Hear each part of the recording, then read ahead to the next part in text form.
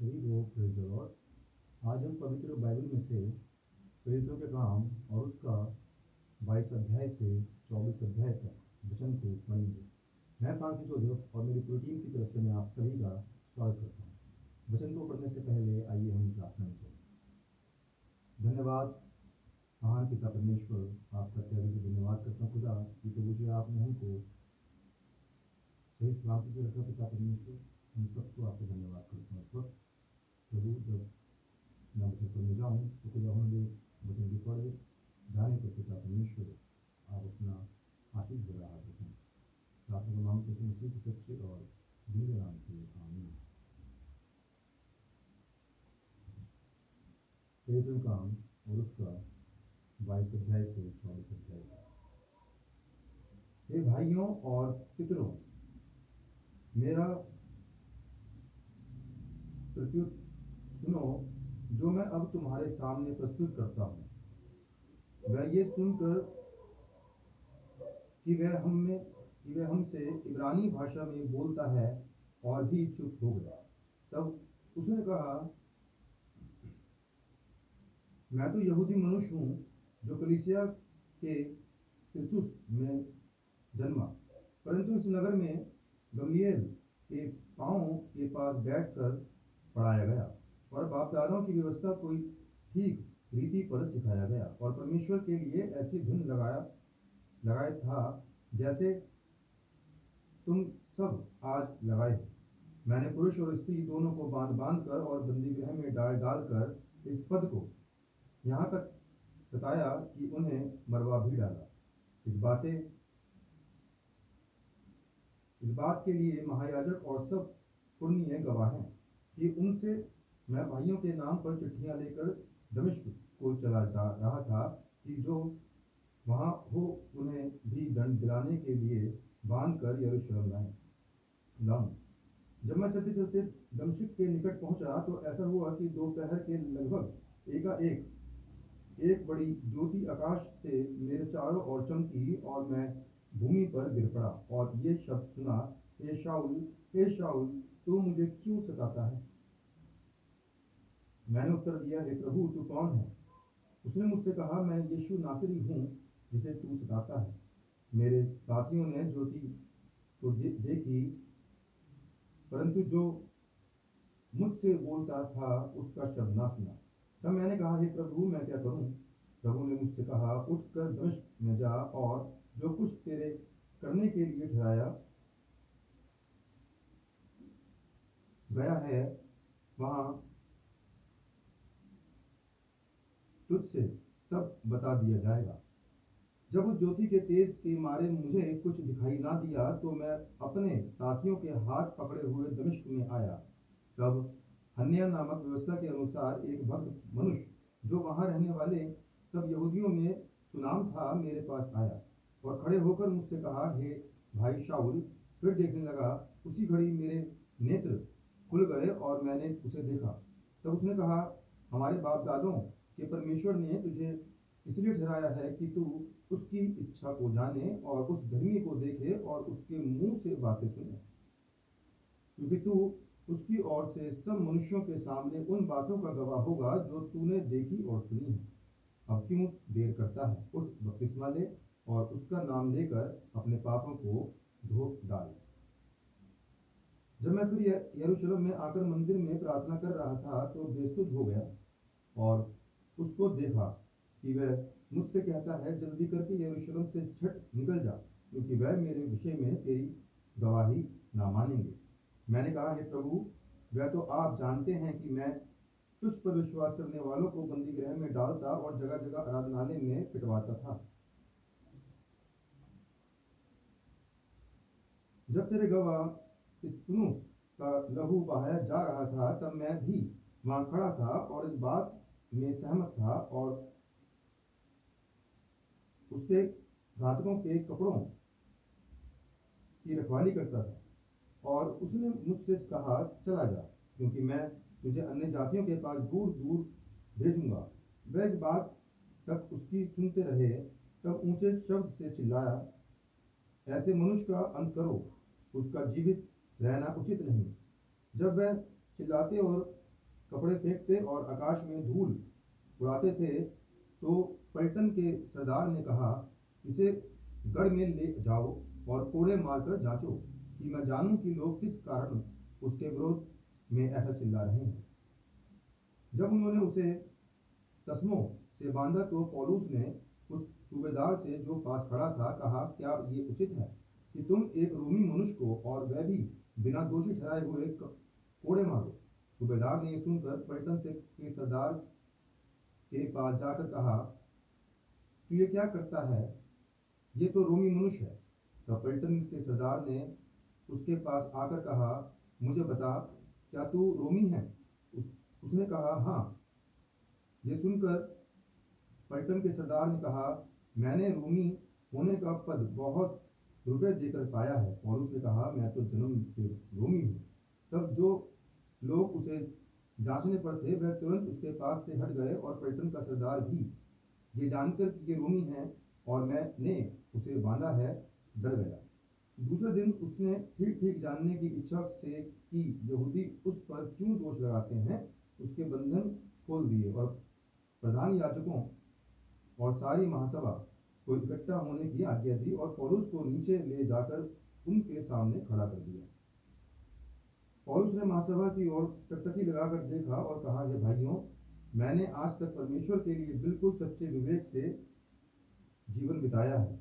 इस पर हन्निया महायाजक ने उनको जो उसके पास खड़े थे उसके मुंह पर थप्पड़ मारने की आज्ञा दी। तब पौलुस ने उससे कहा, हे चूना प्री हुई भी, परमेश्वर तुझे मारेगा। तू व्यवस्था के अनुसार मेरा न्याय करने को बैठा है और फिर क्या व्यवस्था के विरुद्ध मुझे मारने की आज्ञा देता है? जो पास खड़े थे उन्होंने कहा, क्या तू परमेश्वर के महायाजक को बुरा भला कहता है?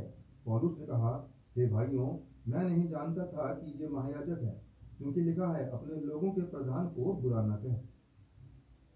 तब पौलुस ने ये जानकर कि एक दल सदूकियों और दूसरा फरीसियों का है, सभा में पुकार कर कहा, हे भाइयों, मैं फरीसी और फरीसियों के वंश का हूँ। मरे हुओं की आशा और पुनरुत्थान के विषय में मेरा मुकदमा हो रहा है।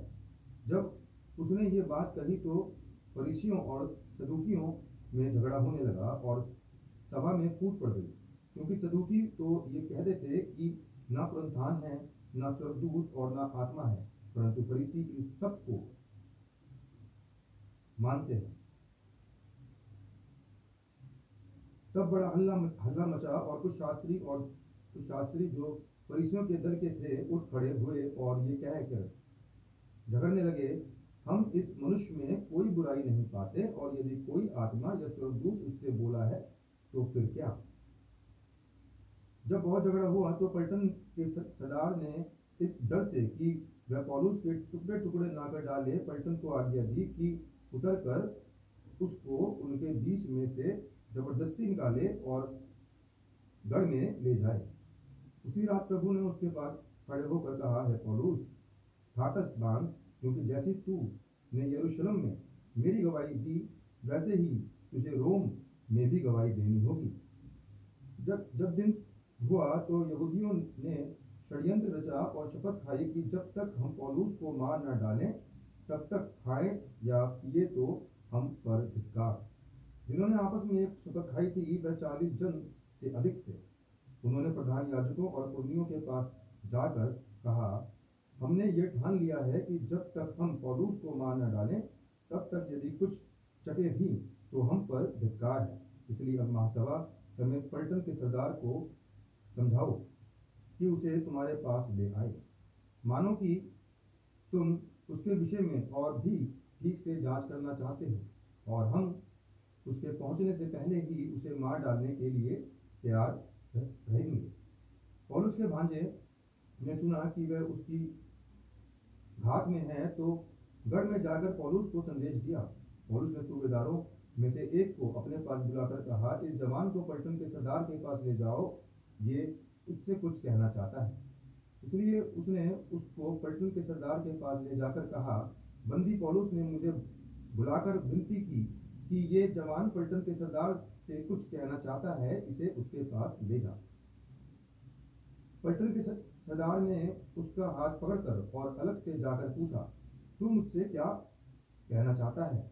उसने कहा, यहूदियों ने षड्यंत्र रचा है कि तुझसे विनती करे कि कल पौलुस को महासभा में लाए, मानो वह और ठीक से उसकी जांच करना चाहते हैं, परंतु उनकी मत मानना, क्योंकि उनमें से 40 के ऊपर मनुष्य उसकी घात में हैं, जिन्होंने ये ठान लिया है कि जब तक वह पौलुस को मार न डालें तब तक न खाएंगे और न पिएंगे, और अब वह तैयार हैं और तेरे वचन की प्रतिज्ञा कर रहे हैं। तब पलटन के सरदार ने जवान को ये आज्ञा देकर विदा किया, किसी से न कहना कि तूने मुझको ये बातें बताई है।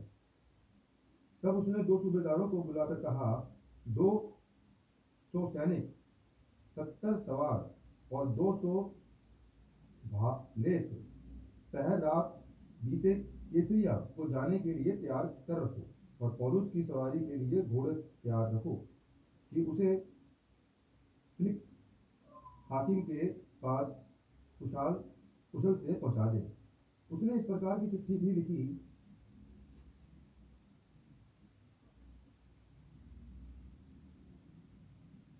महामहिम फिलिक्स हाकिम को क्लैदियुस लूसियास का नमस्कार। इस मनुष्य को यहूदियों ने पकड़कर मार डालना चाहा, परंतु जब मैंने जाना कि रोमी है, तो पलटन लेकर छुड़ा लाया। मैं जानना चाहता था कि वह उस पर किस कारण दोष लगाते हैं, इसलिए उसे उसकी महासभा में ले गया। तब मैंने जान लिया कि वह अपनी व्यवस्था के विवादों के विषय में उस पर दोष लगाते हैं, परंतु मार डालने जाने या बांधे जाने के योग्य उसमें कोई दोष नहीं। जब मुझे बताया गया कि वह इस मनुष्य की घात में लगे हैं, तो मैंने तुरंत उसको तेरे पास भेज दिया और मुद्दइयों को भी आज्ञा दी कि तेरे सामने उस पर नालिश करें। अंत जैसी सैनिकों को आज्ञा दी गई थी, वैसे ही वह पौलुस को लेकर रातों रात अंतपत्रिस में आए। दूसरे दिन वह सवारों को उसके साथ जाने के लिए छोड़कर आप गढ़ को लौटे। उन्होंने कैसरिया पहुंचकर हाकिम को चिट्ठी दी और पौलुस को भी उसके सामने खड़ा किया। उसने चिट्ठी पढ़कर पूछा, ये किस प्रांत का है? और जब जान लिया कि किलिकिया का है, तो उससे कहा, जब मेरे मुद्दई भी आएंगे तो मैं तेरा मुकदमा करूंगा। और उसने उसे हेरोदेस के किले में पहरे में रखने की आज्ञा दी। 5 दिन के बाद हन्निया महायाजक कई पुरनियों और तिरतुल्लुस नामक किसी वकील को साथ लेकर आया। उन्होंने हाकिम के सामने पौलुस पर नालिश की। जब वह बुलाया गया तो तिरतुल्लुस उस पर दोष लगाकर कहने लगा, हे महामहिम फेलिक्स, तेरे द्वारा हम में बड़ा कुशल होता है और तेरे प्रबंध से इस जाति के लिए अनेक बुराइयां सुधरती जाती है। इसको हम हर जगह और हर प्रकार के धन्यवाद के साथ मानते हैं, परंतु इसलिए कि तुझे और दुख नहीं देना चाहता, मैं तुझसे विनती करता हूं कि कृपया करके हमारी 2-1 बातें सुन ले, क्योंकि हमने इस मनुष्य को उपद्रवी और जगत के सारे यहूदियों में बलवा कराने वाला और नासरियों के कुपंथ का मुखिया पाया है। उसने मंदिर को अशुद्ध करना चाहा, पर हमने उसे पकड़ लिया। हमने उसे अपनी व्यवस्था के अनुसार दंड दिया होता, परंतु पलटन के सरदार लूसियास ने उसे जबरदस्ती हमारे हाथ से छीन लिया और मुद्दई को तेरे सामने आने की आज्ञा दी। इन सब बातों को जिनके विषय में हम उस पर दोष लगाते हैं, तो आप ही उसको जांच करके जान लेगा। यहूदियों ने भी उसका साथ देकर कहा, ये बातें इसी प्रकार की हैं। जब हाकिम ने पौलुस को बुलाने का संकेत किया, तो उसने उत्तर दिया, मैं ये जानकर कि तू बहुत वर्षों से इस जाति का न्याय कर रहा है, आनंद से अपना प्रत्युत्तर देता हूँ। तू आप जान सकता है कि जब से मैं यरूशलेम में आराधना करने को आया, मुझे 12 दिन से ऊपर नहीं हुए। उन्होंने मुझे ना मंदिर में, ना आराधनालयों में, ना नगर में किसी से विवाद करते या भीड़ लगाते पाया, और ना तो वह उन बातों को जिनका वह अब मुझ पर दोष लगाते हैं तेरे सामने सच प्रमाणित कर सकते हैं, परंतु मैं तेरे सामने ये मान लेता हूँ कि जिस पंथ को वह कुपंथ कहते हैं उसी की रीति पर मैं अपने बाप दादों के परमेश्वर की सेवा करता हूँ, और जो बातें व्यवस्था और भविष्य वक्ताओं की पुस्तकों में लिखी है उन सब पर विश्वास करता हूँ, और परमेश्वर से आशा रखता हूँ जो वह आप भी रखते हैं कि धर्मी और अधर्मी दोनों का जी उठना होगा। इससे मैं आप भी जिक्र करता हूँ कि परमेश्वर की और मनुष्यों की ओर मेरा विवेक सदा निर्दोष रहे। बहुत वर्षों के बाद मैं अपने लोगों को दान पहुंचाने और भेंट चढ़ाने आया था।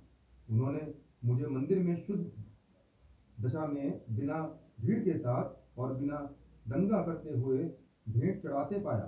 हाँ, आसिया के कई यहूदी थे, उनको उचित था कि यदि मेरे विरोध में उनके पास कोई बात हो तो यहाँ तेरे सामने आकर मुझ पर दोष लगाते, या ये आप ही बताएं कि जब मैं महासभा के सामने खड़ा था तो उन्होंने मुझ में कौन सा अपराध पाया। इस एक बात को छोड़ जो मैंने उनके बीच में खड़े होकर पुकार कर कही थी मरे हुओं के जी उठने के विषय में आज मेरा तुम्हारा सामने मुकदमा हो रहा है। फेलिक्स ने, जो इस पंथ की बातें ठीक ठीक जानता था, उन्हें ये कहकर टाल दिया, जब पलटन का सरदार लूसियास आएगा तो तुम्हारी बात का निर्णय करूंगा।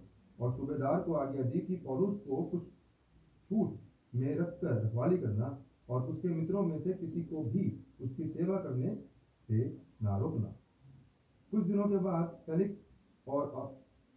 अपनी पत्नी तुसला को, जो यहूदिनी थी, साथ लेकर आया और पौलुस को बुलवाकर उस विश्वास के विषय में जो मसीह यीशु पर है उससे सुना। जब वह धर्म और संयम और आने वाले न्याय की चर्चा कर रहा था तो फेलिक्स ने भयभीत होकर उत्तर दिया, अभी तो जा, अवसर पाकर मैं तुझे फिर बुलाऊंगा। उसे पौलुस से कुछ रुपए मिलने की भी आशा थी, इसलिए और भी बुला बुला कर उससे बातें किया करता था। परंतु जब 2 वर्ष बीत गए तो पुरकियुस फेस्तुस फेलिक्स की जगह पर आया, और फेलिक्स यहूदियों को खुश करने की इच्छा से पौलुस को बंदी ही छोड़ गया। परमेश्वर अपने वचन के पढ़े और फिर सुने जाने पर अपनी बताए से आशीष दे। आमीन। आइए हम प्रार्थना करें। धन्यवाद महान सर्वशक्तिमान पिता परमेश्वर, हमारे खुदा आसमानी, कि हम पिता परमेश्वर हम सब खुदावन और ज़्यादा विश्वासी बने। हमारा विश्वास पिता परमेश्वर आप पर बहुतायत से हो, ताकि पिता परमेश्वर हम विश्वासी डे बाय डे और ज़्यादा विश्वासी बनते जाएं, ताकि खुदा हमको देख के हर लोग कहने वाले बन सके कि वाकई में ये मसीह परिवार के बच्चे बच्चियाँ बुजुर्ग और जवान जो वचन पढ़ा गया है, जब वचन सुना जाए खुदा तो ये वचन प्रभु फलदायक हो। इस प्रार्थना को मांगते यीशु मसीह के सच्चे और जिंदे नाम से आमीन। परमेश्वर का अनुग्रह हम सब पर बना रहे और प्रभु की आशीष हम सब पर सदा और सर्वदा बनी रहे। आप सभी को फिर से